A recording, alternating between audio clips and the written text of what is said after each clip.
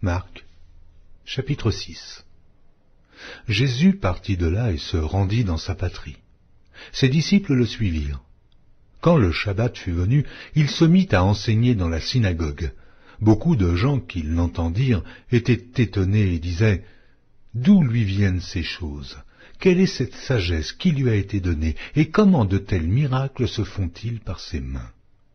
N'est-ce pas le charpentier, le fils de Marie, le frère de Jacques, de José, de Jude et de Simon ? Et ses sœurs ne sont-elles pas ici parmi nous ?» Et il était pour eux une occasion de chute. Mais Jésus leur dit, « Un prophète n'est méprisé que dans sa patrie, parmi ses parents et dans sa maison. Il ne put faire là aucun miracle, si ce n'est qu'il imposa les mains à quelques malades et les guérit. » Et ils s'étonnaient de leur incrédulité. Jésus parcourait les villages d'alentour en enseignant. Alors il appela les 12 et il commença à les envoyer 2 à 2 en leur donnant pouvoir sur les esprits impurs.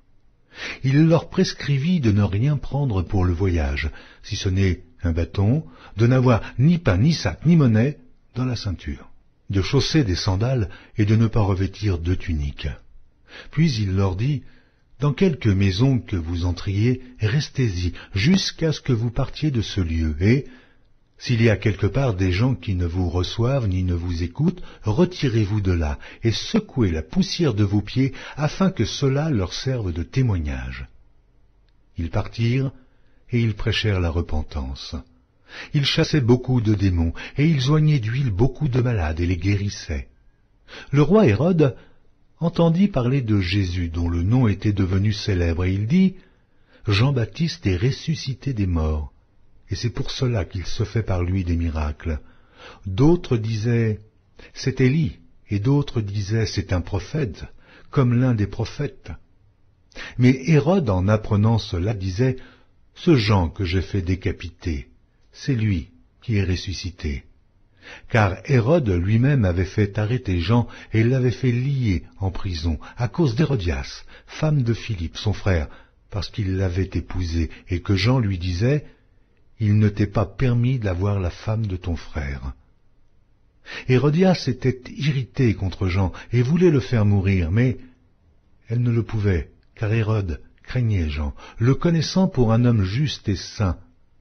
Il le protégeait et après l'avoir entendu, il était souvent perplexe et l'écoutait avec plaisir.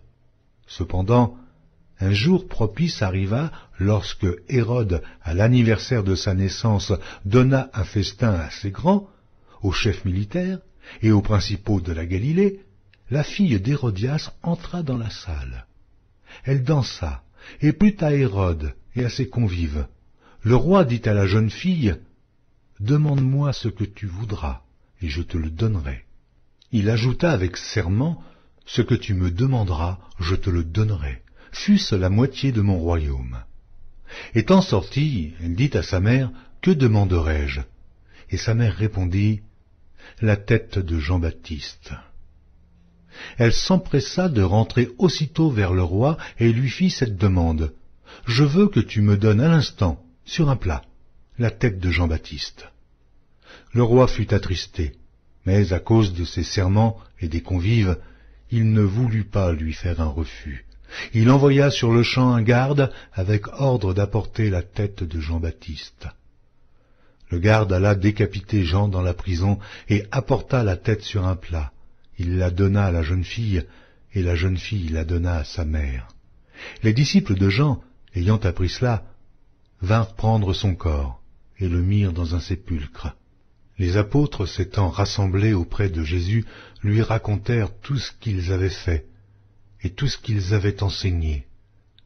Jésus leur dit, « Venez à l'écart dans un lieu désert et reposez-vous un peu, car il y avait beaucoup d'allants et de venants, et ils n'avaient même pas pris le temps de manger. » Ils partirent donc dans une barque pour aller à l'écart, dans un lieu désert. Beaucoup de gens les virent s'en aller, et ils les reconnurent, et de toutes les villes on accourut à pied, et on les devança au lieu où ils se rendaient. Quand il sortit de la barque, Jésus vit une grande foule et fut ému de compassion pour eux, parce qu'ils étaient comme des brebis qui n'ont point de berger, et il se mit à leur enseigner beaucoup de choses. Comme l'heure était déjà avancée, ses disciples s'approchèrent de lui et dirent « Ce lieu est désert, et l'heure est déjà avancée. Renvoie-les, afin qu'ils aillent dans les campagnes et dans les villages des environs pour s'acheter de quoi manger. » Jésus leur répondit « Donnez-leur vous-même à manger. » Et ils lui dirent « Irions-nous acheter des pains pour 200 deniers et leur donnerions-nous à manger ?» Il leur dit « Combien avez-vous de pain? Allez voir. » Et ils s'en assurèrent et répondirent « 5 et 2 poissons. » Alors il leur commanda de les faire tous asseoir par groupes sur l'herbe verte, et ils s'assirent par rangées de 100 et de 50. Il prit les 5 pains et les 2 poissons, et, levant les yeux vers le ciel, il rendit grâce. Puis il rompit les pains, et il les donna aux disciples, afin qu'ils les distribuassent à la foule. Il partagea aussi les 2 poissons entre tous. Tous mangèrent et furent rassasiés. Et l'on emporta 12 paniers, pleins de morceaux de pain, et de ce qui restait des poissons. Ceux qui avaient mangé les pains étaient 5000 hommes.